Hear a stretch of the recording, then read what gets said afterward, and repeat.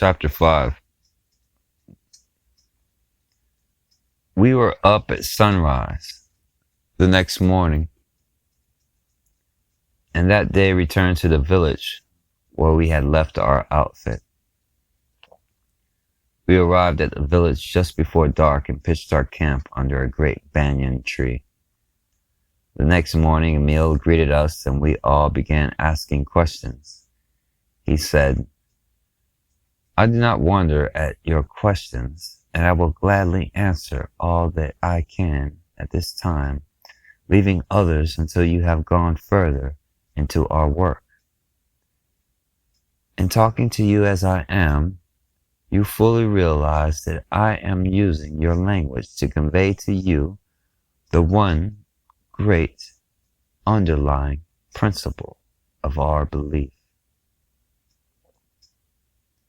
We all know the truth, and it is rightly interpreted. Truly, it is not one and all from the same source. Is it not one and all from the same source?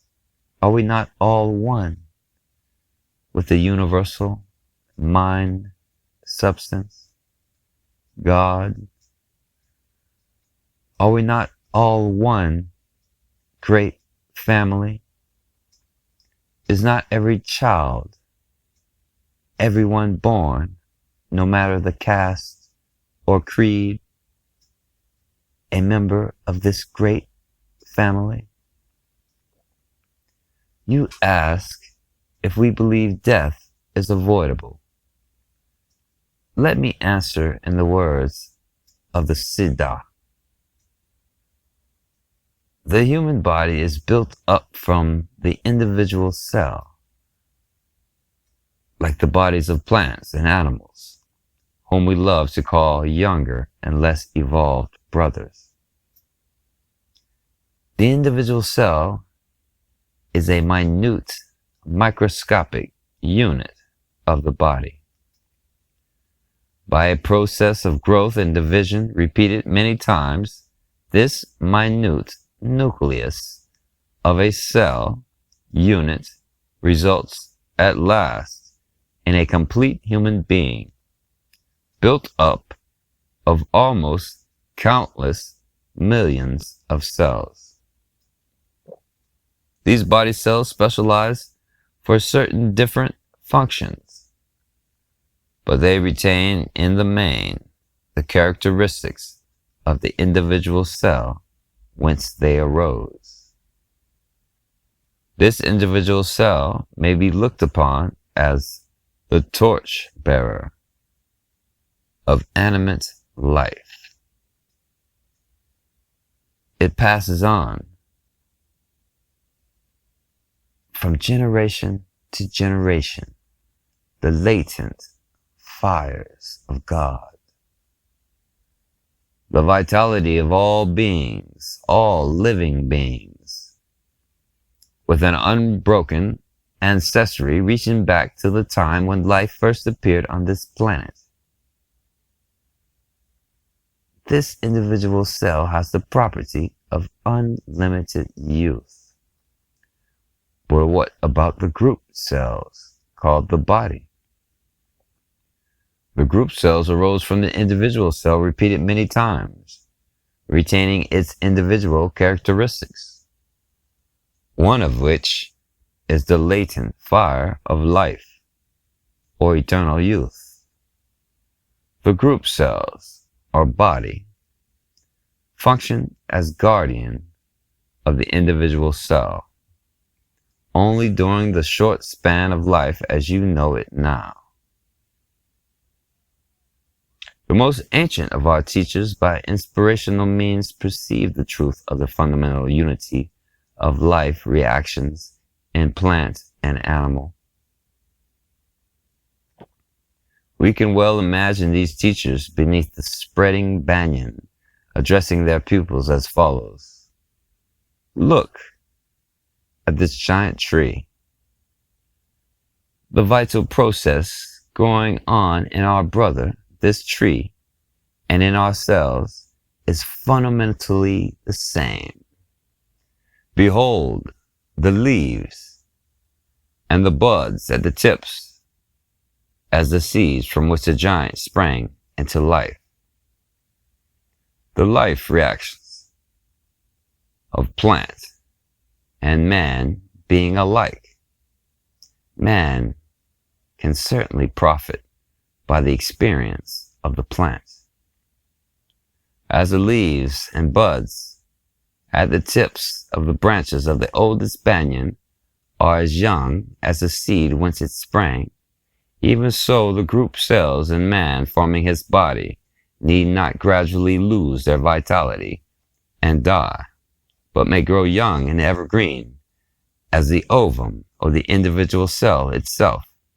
Indeed, there is no reason why your body should not grow as young and vital as the vital seed from which it sprang.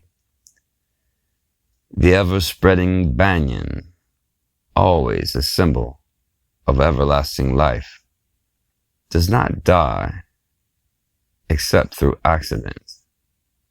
No natural law of decay, no old age process seems to exist within the banyan tree to affect injuriously the vital energy of its cells. The same is true of the human form divine. There is no natural law of death or decay for man except through accident. No inevitable old age process exists within his body or group cells. Nothing can gradually paralyze the individual. Death is then an avoidable accident. Disease is, above all, dis-ease, absence of ease or sati. Sweet, joyous, peace of the spirit reflected through the mind and the body. Senile decay, which is the common experience of man, is but an expression that covers his ignorance of cause, certain disease conditions of mind and body. Even accidents are preventable by appropriate mental attitude, says the Siddha.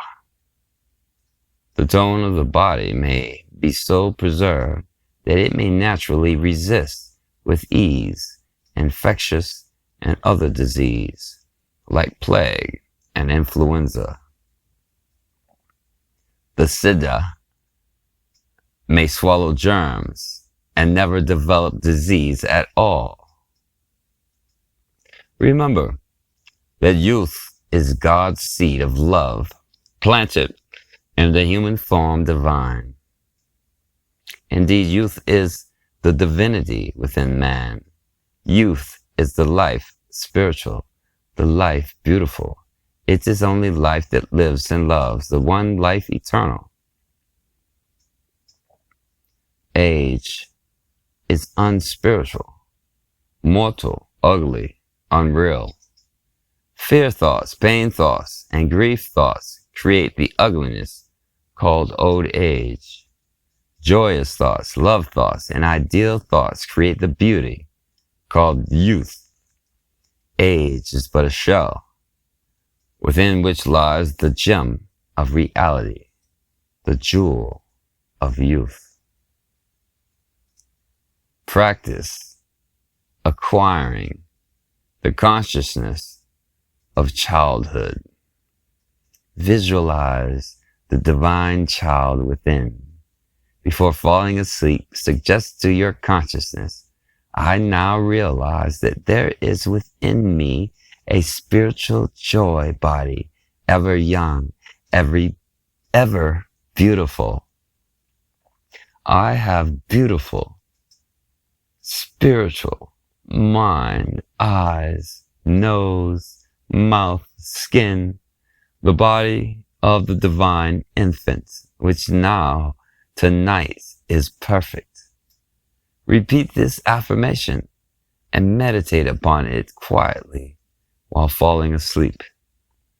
Upon rising in the morning, suggest to yourself aloud, "Well, dear," addressing yourself by name, "there is a divine alchemist within." By the spiritual power of these affirmations, during the night a transmutation takes place and the unfolding from within. The Spirit has saturated this spiritual body and spiritual temple. The inner alchemist has caused dead and worn out cells to fall, and the gold of new skin to appear with perpetual health and loveliness. Truly divine love in demonstration is eternal youth. The divine alchemist is within my temple, constantly coining new and beautiful baby cells. The spirit of youth is within my temple.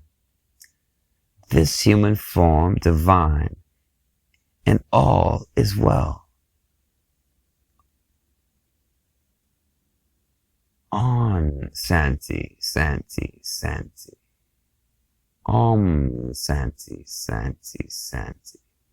Peace, peace, peace.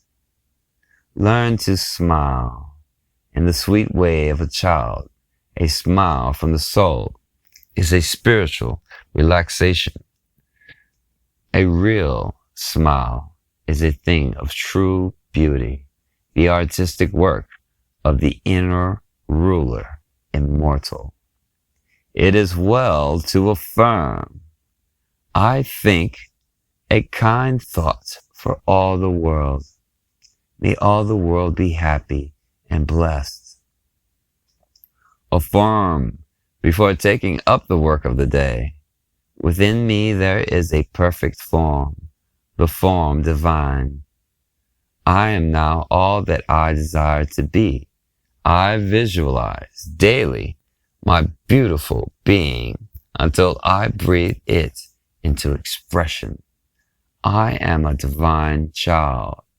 All my needs are being now and forever supplied."